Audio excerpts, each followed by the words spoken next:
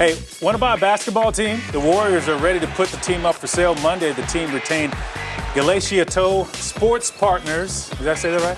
Glaciato, or something like that.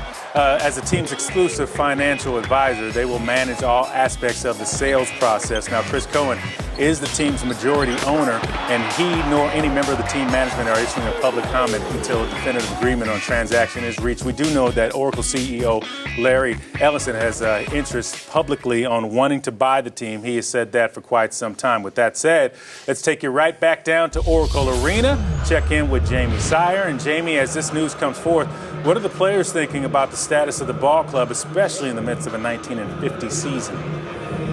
Well, Damon, they're still thinking, they have a game to play tonight, so they're not too worried about it. But I can tell you, all the other reporters and media members, they're definitely thinking about it. Usually at shoot-around, it's me, maybe Matt Steinmetz is there, R.C. Davis from the radio side of the Warriors, and that's pretty much it. But today there was a whole slew of reporters, even more tonight before Nelly's pregame press conference. Everyone wanted to know how they are feeling about this potential sale, and every single player and coach I talked to said about the same thing, that they're not really too worried about it. The ownership of the team, you're working for the team, you're working for the NBA, and you have contracts, and I'm going to honor my contract no matter what. I mean, that's our boss, that's the owner. He's still the owner, he haven't sold the team yet, and until that day comes, we'll talk about it then, but right now, he's still the owner, he's a great owner, and we're going to continue to play basketball and try to get wins for him. We're wearing the same jersey every night, doesn't matter who's owning the team, so we like Chris Cohen, and I think it's whatever happens, but it's not going to affect how we play on the court. I don't really know too much what's going on about it, but as a team, we haven't said anything about it. Everybody came in with the same approach. At the end of the day, until the names on your checks change, it's still the same thing. We don't know what's going to happen right now, but we're just going to continue to play basketball. Whoever owner comes in here, we're going to try to come in. If you come in, we're going to try to do the job better than what we've been doing in the past.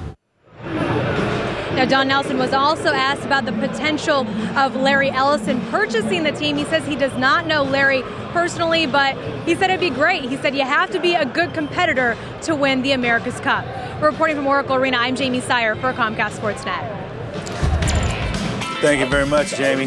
Now, in 16 years under Chris Cohen, the Warriors haven't had a whole lot of success. They've changed GMs 4 times with a win percentage of just over 37%. They've endured 14 losing seasons with one magical playoff run. That was back in 2007. Well, guys, Cohen has had some issues, and the Dubs are now officially up for sale. We were talking about his tax issues. Matt, what do you know about this, and exactly where is this all coming from, and why now? Well, the first thing I want to know is how Don Nelson apparently just became a yachtsman. He knows about the America's Cup Oracle, the boating now. He's well versed. He's well versed. He's up on things. Yes, I'll give him that. I just think that this is a situation where, Chris has thought about selling the team, Chris Cohen, that is, for a while. It's certainly been out there. And when Larry Ellison says he's interested in buying your team, that means you're for sale. Absolutely. Because that's how much money he has. And I just think that this is a way for the process to be sped up a little bit. And, the funny thing about Chris Cohen is nobody really knows him as well as the people who are directly around him. And he's been doing this for 15 or 16 years. He might just look at the writing on the wall and say, you know what, it's time. Is it time?